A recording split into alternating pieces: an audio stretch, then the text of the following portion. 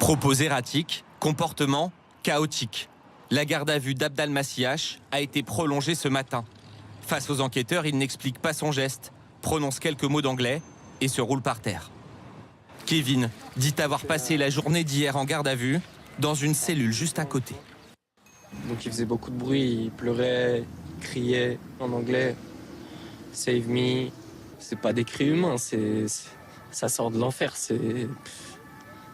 Quand je passe devant la cellule, quand je sors, je vois quelqu'un qui fait peur en fait. Les psychiatres ont jugé son état compatible avec la poursuite des auditions. Ils décrivent l'homme de 31 ans comme anxieux et dépressif. Pourquoi a-t-il tenté de poignarder 6 personnes, dont des enfants en bas âge? Les policiers vont maintenant tenter d'exploiter son téléphone, retrouvé après son interpellation en même temps que son sac. À l'intérieur, des textes religieux chrétiens. Inconnu des services de renseignement, sans casier judiciaire, depuis cet hiver, il squattait ce hall d'immeuble d'Annecy.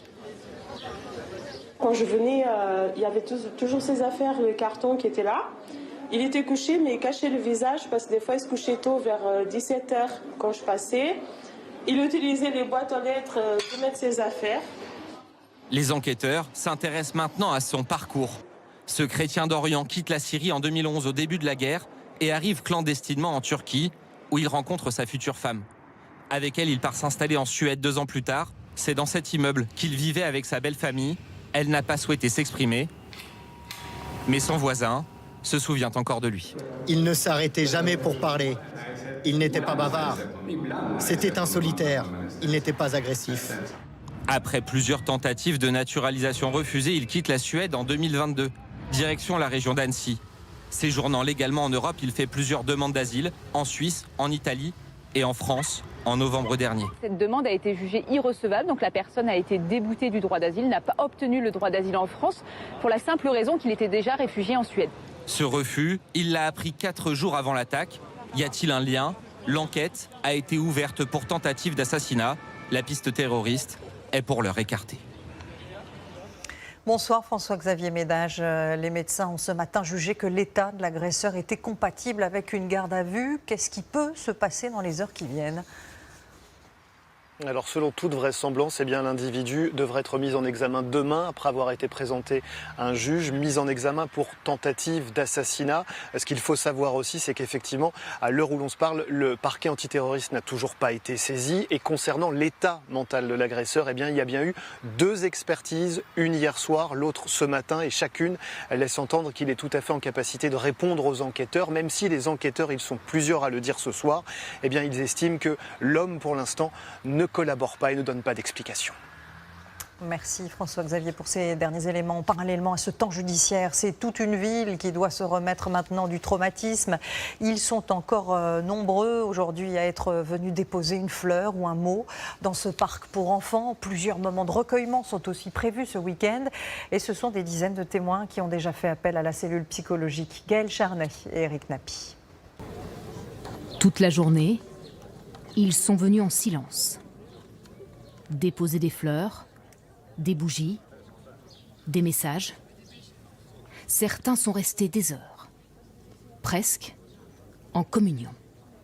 On est atterrés et je crois qu'il y a peu de mots pour exprimer la douleur qu'on ressent tous, je crois. Donc on pense vraiment très fort aux enfants et à leurs familles. On a vécu l'horreur, on vit encore l'horreur aujourd'hui. Tant que les diagnostics vitaux ils sont encore engagés, c'est vraiment compliqué quoi.